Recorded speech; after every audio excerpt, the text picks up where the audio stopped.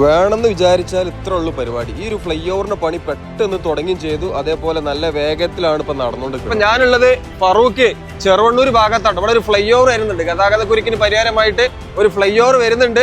800 metre നീളത്തിൽ 17 metre വീതിയിൽ 4 വരിയിലാണ് ഇവിടെ ഈ ഒരു ഫ്ലൈ ഓവർ തയ്യാറായിക്കൊണ്ടിരിക്കുന്നത് കേട്ടോ. കോഴിക്കോട് കോർപ്പറേഷനിലേക്ക് കടക്കുമ്പോൾ ആദ്യത്തെ ബ്ലോക്കാണ് ചെറുവണ്ണൂർ കോയാസ് ഭാഗത്തുള്ളത്. ഈ ഒരു ഫ്ലൈ ഓവർ വരുന്നതോട് കൂടിയിട്ട് ബ്ലോക്കിന് ഏതായാലും പരിഹാരമാകും. വെറും ഫ്ലൈ ഓവർ മാത്രമല്ല, നമ്മൾ സ്മാർട്ട് സിറ്റി പ്രോജക്റ്റിലൊക്കെ കാണുന്നത് പോലെ ഡക്റ്റുകളും ഡ്രെയിനേജ് ഒക്കെ പ്രത്യേകം നിർമ്മിച്ചിട്ട് ഈ ഒരു ഹൈടെൻഷൻ കേബിളൊക്കെ മണ്ണിനടിയിലൂടെയാണ് ഇനി പോകുക. അപ്പൊ അങ്ങനെയുള്ളൊരു നിർമ്മാണമാണ് ഫറൂഖ് ചെറുവണ്ണൂർ ഭാഗത്ത് നടന്നുകൊണ്ടിരിക്കുന്നത്. പാലത്തിന്റെ നിർമ്മാണവുമായി ബന്ധപ്പെട്ട് നല്ല തിരക്കാണ് ഇപ്പോൾ. പാലത്തിന്റെ നിർമ്മാണത്തിന് മുമ്പ് അതിനേക്കാളേറെ തിരക്കായിരുന്നു. അതുകൊണ്ടല്ലേ ഈ ഒരു ചെറുവണ്ണൂർ ഭാഗത്ത് ഫ്ലൈ ഓവർ ആവശ്യമായിട്ട് വന്നത്. ഏതായാലും 15 തൂണിലായിട്ടാണ് ഈ ഒരു 800 മീറ്റർ നീളമുള്ള പാലം വരുന്നത്. 24 മീറ്റർ ആണ് ഒരു സ്പാൻഡ് ലെങ്ത് കേട്ടോ.